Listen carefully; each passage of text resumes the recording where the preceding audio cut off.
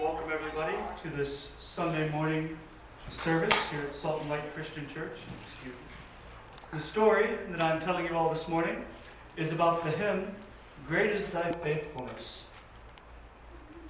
This song was published in 1923 in a small hymn pamphlet put out by a composer named William Runyon.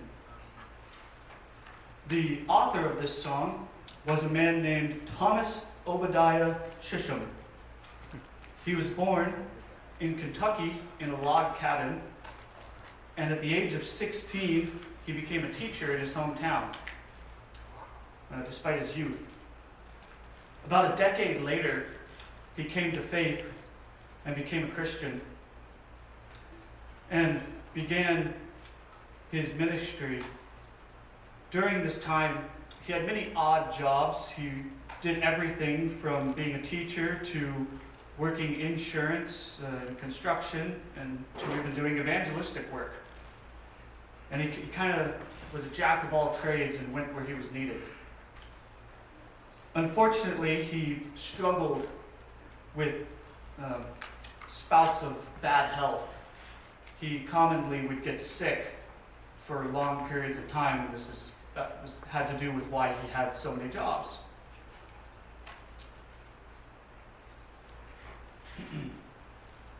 During his ministry, when he was studying Lamentations chapter 3, he was inspired to write the lyrics, the poem that would become the hymn, "Great is Thy Faithfulness." In Lamentations chapter 3, verses 22 and 23, it says, "His compassions," him being God, "His compassions fail not. They are new every morning. Great is your faithfulness."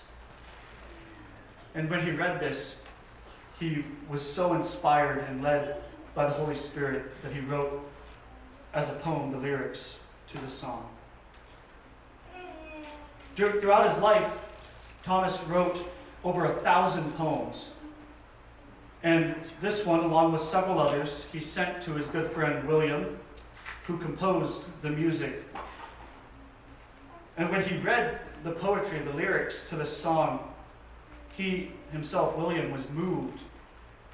And he spent many hours earnestly in prayer before he began composing the music, so that he would be led to make the right music for the hymn, to match the lyrics. For many years after publishing, this song kind of flew under the radar. It wasn't very popular. Not very many people knew of it. Until it was found, it made its way to the Moody Bible Institute, where it became kind of a creed or a theme song for the Institute. That's where it really gained popularity. And it was sung almost every week in chapel. Towards the end of Thomas's life, he continued writing poems up until he died.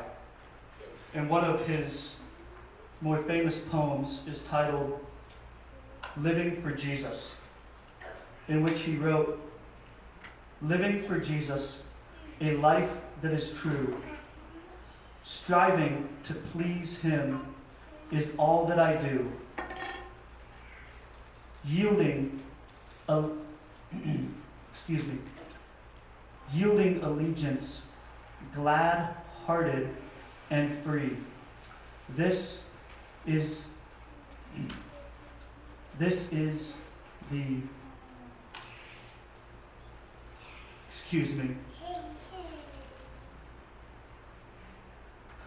the pathway of blessing for me." The light didn't reach quite all the way down in my book, I apologize. But we can see from not only the lyrics in "Great is Thy Faithfulness," but in many of his other poems, that Thomas had a heart for God, and that he lived that way as well. So thank you. There you go.